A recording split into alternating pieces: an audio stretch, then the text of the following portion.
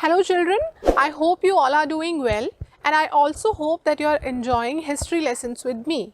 So in the previous chapter we have learnt about the French Revolution and in today's chapter we will be learning about socialism in Europe and the Russian Revolution. In this chapter we will be learning about various things like, first of all I will be introducing you to what is socialism, right? And then we will be learning about the age of social change, how this socialism has arisen in Russia.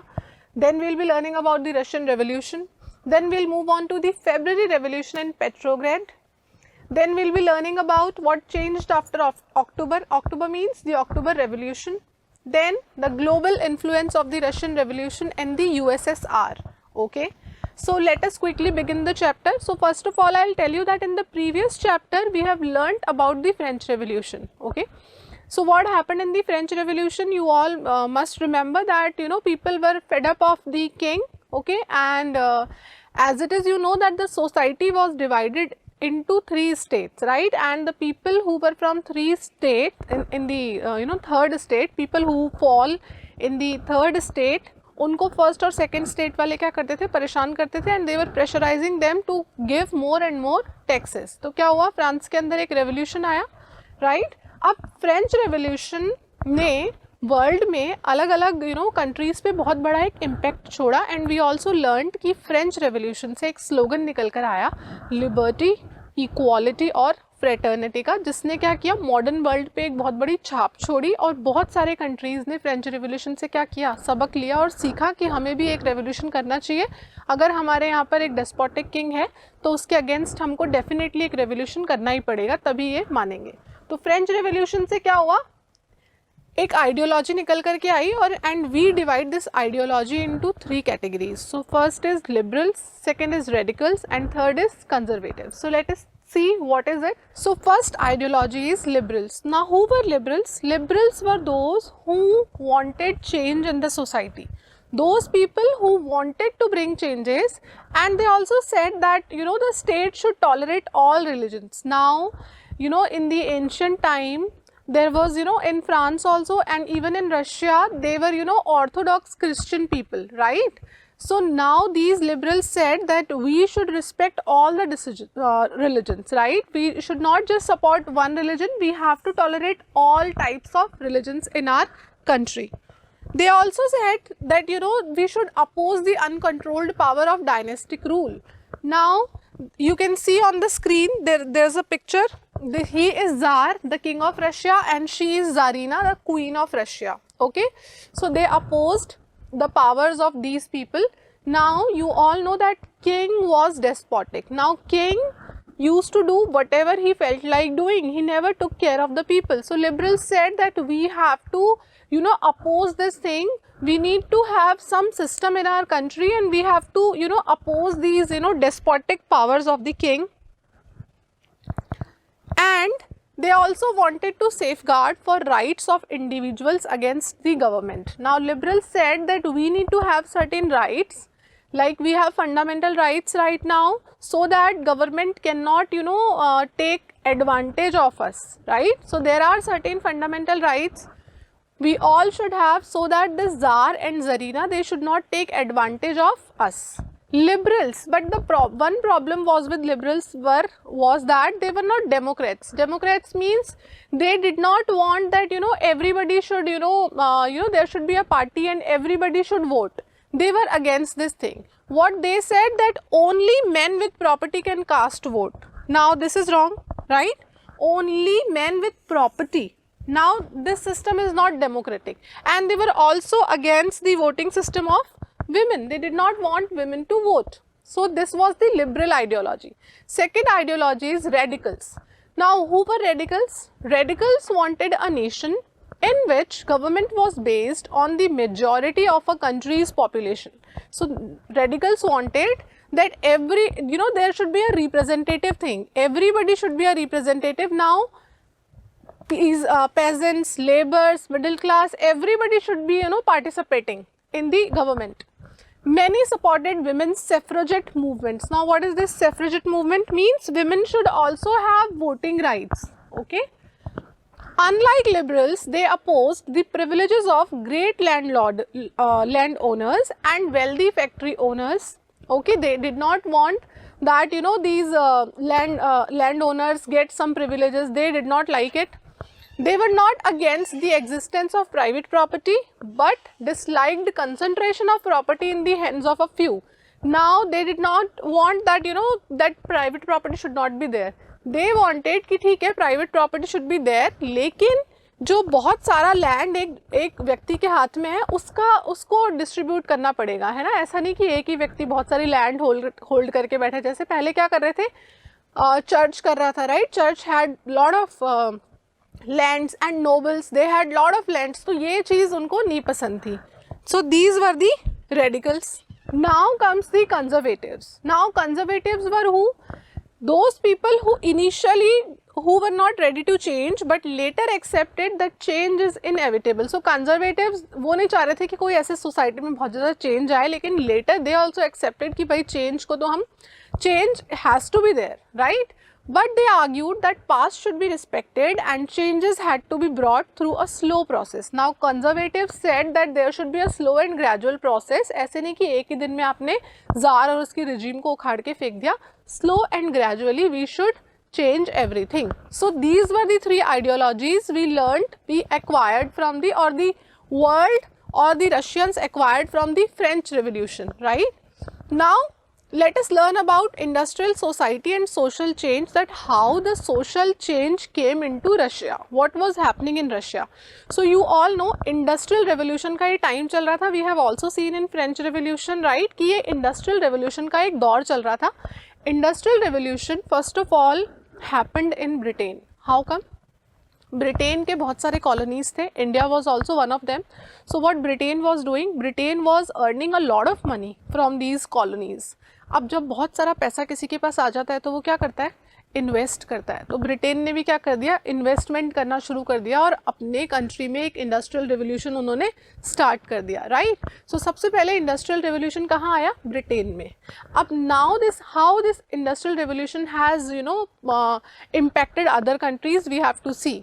So industrial revolution led to changes in social and economic life. Industrial revolution से social और economic life में काफ़ी changes आए. कैसे? New cities came up and new industrial regions developed. नए नए cities बन गए और बहुत सारे industrial regions जो कि हैं वो develop हो गए. Now see, you can see some industrial regions in the map, right? So industrial regions, एक तो फैक्ट्री कहाँ थी, रशिया के अंदर. इंडस्ट्रियल रीजन्स रशिया के अंदर दो थे, एक तो सेंट पीटर्सबर्ग और एक था Moscow. You can see it here in the map, right. अब क्या हुआ, इंडस्ट्रियल रेवोल्यूशन से रेलवेज का भी एक्सपेंशन हुआ. यू ऑल नो ब्रिटिशर्स ने क्या किया, इंडिया को कॉलोनी बनाया, बहुत सारे अलग देशों को उन्होंने कॉलोनी बनाया. Now they needed railways, right. Why? For transportation of goods सबसे पहले. सेकेंड, अगर लोग कहीं पे रिवोल्ट कर रहे थे तो उनके ऑफिसर्स को एक जगह से दूसरी जगह जाना आसान हो जाता था, राइट. और गुड्स को भी एक जगह से दूसरी जगह ले जाने के लिए railways played a very important role. Similarly in Russia also when industrial revolution began, तो रेलवेज का वहाँ पर भी एक्सपेंशन हुआ. You can see in the map the biggest. अभी तक रेलवेज का सबसे ज़्यादा एक्सपेंड कहाँ पर हुआ है, रशिया में. सबसे बड़े रेलवे लाइन्स कहाँ है, रशिया में ही है. रशिया इज़ दी, अभी भी सी during that time also Russia was the biggest country. अभी भी Russia is the biggest country in the world, है ना. Okay, then we can see in the picture, अब इस industrial revolution से क्या हो रहा है, poor working condition of labor. We can see here, see how these laborers are working in the factories. Now sanitation problems were also there. Now we will see कि ये सब चीज़ें किस तरीके से और क्यों हो रही है. सबसे पहले इंडस्ट्रियल रिवोल्यूशन आ गया, ठीक है, ब्रिटेन में आ गया, फिर वहाँ से दूसरे कंट्रीज़ में फैला. रशिया में भी इंडस्ट्रियल रिवोल्यूशन आ गया. नाउ रशिया को अगर प्रॉफिट कमाना है तो क्या करना पड़ेगा, tsar wanted to earn lot of profit. Now tsar wanted, tsar who is the king of Russia, I have shown you the picture of tsar, no. So tsar को क्या करना है, बहुत सारा प्रॉफिट कमाना है. Now for earning lot of profit क्या करना पड़ेगा, कंट्री के अंदर इंडस्ट्रियल रिवोल्यूशन आ गया, इंडस्ट्रीज़ लग गए. इंडस्ट्रीज़ में वर्कर्स से बहुत सारा काम कराना पड़ेगा. मिनिमम आउटपुट रखेंगे और मैक्सिमम आउटपुट, राइट. मतलब वर्कर्स से for long hours these workers have to work, right? Then only there would be maximum profit. Yes or no? Yes. So workers से ये लोग क्या करवाते थे, घंटों घंटों काम करवाते थे और उनको कोई फैसिलिटीज़ बदले में दी नहीं जा रही थी. The conditions of workers were very poor. They were bound to live in small rooms. Like there is a small room और उसके अंदर क्या 18-20 लेबर्स को ठूस के रखा जाता था, राइट? अच्छा, कई बार क्या हो रहा था, लेबर्स को 18 घंटे काम कराया जा रहा था. Women were there, kids were there, उसमें बच्चे, बूढ़े, विमेन, सब, एवरीबडी वाज इंक्लूडेड देयर. और इन सब की वर्किंग कंडीशंस क्या थी, बहुत ज़्यादा ख़राब थी. कई बार ऐसा होता था कि एक लेबर ने काम कर लिया, अब उसको सोने का टाइम नहीं मिला और जगह भी नहीं है सोने की, तो क्या करते थे कि एक वर्कर को काम पे लगा दिया कि अब जाओ तुम 8 घंटे काम करो, मैं तब तक 8 घंटे सोता हूँ. So the conditions of these laborers were very bad. Also there were sanitation problems. अब जब रहने की प्रॉपर व्यवस्था नहीं है तो सैनिटेशन की तो उस ज़माने में कहाँ से ये लोग व्यवस्था करेंगे, because Tsar was least bothered about these people, right? Okay. In France, Italy, Germany and Russia, they became revolutionaries and worked to overthrow existing monarchs. We have seen that in French Revolution क्या हुआ, लोगों ने क्या किया, जो वहाँ का monarch था उसको रेवोल्यूशन के थ्रू उखाड़ के फेंक दिया. इटली, जर्मनी में भी इस तरीके के रेवोल्यूशंस हुए. और नाउ अब किसका टर्न है, रशिया का. रशिया में भी क्या प्लानिंग चल रही है, इंडस्ट्रियल रेवोल्यूशन आएगा. देन वी विल सी कि लोग किस तरीके से परेशान होंगे और कैसे वो एफर्ट करके मोनार्की को ख़त्म करने की कोशिश करेंगे. Nationalists talked of revolutions that would create nations where all citizens would have equal rights. Now in the country there would be some scholars, कुछ ऐसा एक intelligent लोगों का group होगा. They will become they will be talking about the revolutions. उससे क्या होगा, एक कंट्री के अंदर बहुत बड़ा चेंज आएगा. वो क्या बोलेंगे, एक नेशन की थ्योरी को रिप्रेजेंट करेंगे लोगों के सामने कि now we have to build our own nation wherein all the citizens would be respected, their rights would be respected and everybody will have equal rights. Okay.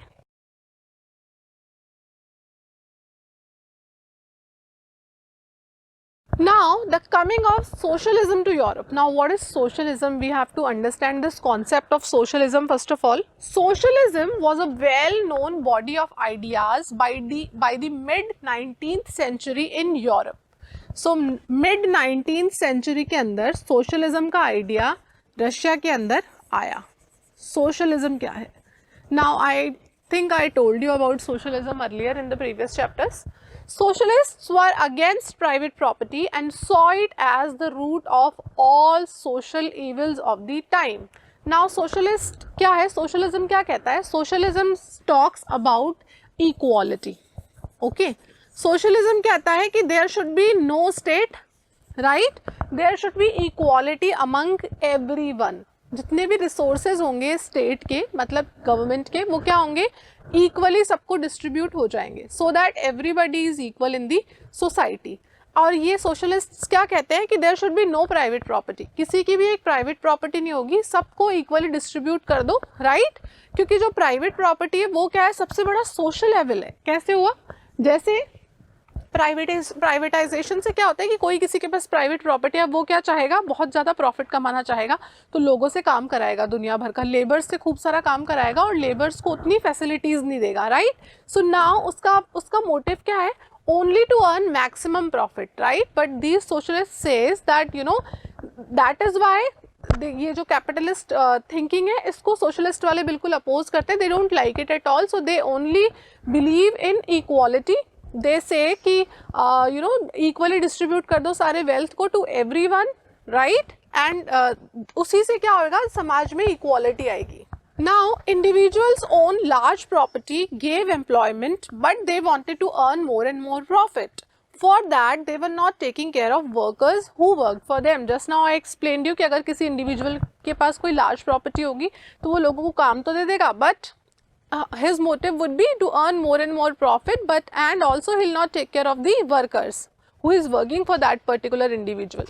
So many socialists were against of private property and wanted to change it. So socialists ने बोला कि ये जो private property है इसको क्या कर दो, ख़त्म कर दो and distribute it among people equally.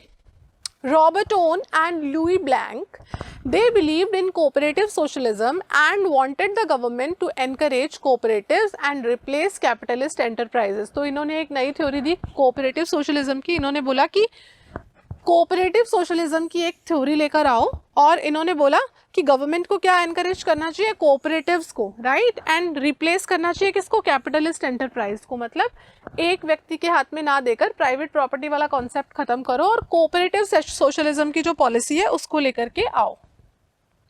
फिर आए हमारे कार्ल मार्क्स और Friedrich Engels. These are very very renowned scholars. तो Karl Marx is one of the renowned scholar and again Frederick Engels also.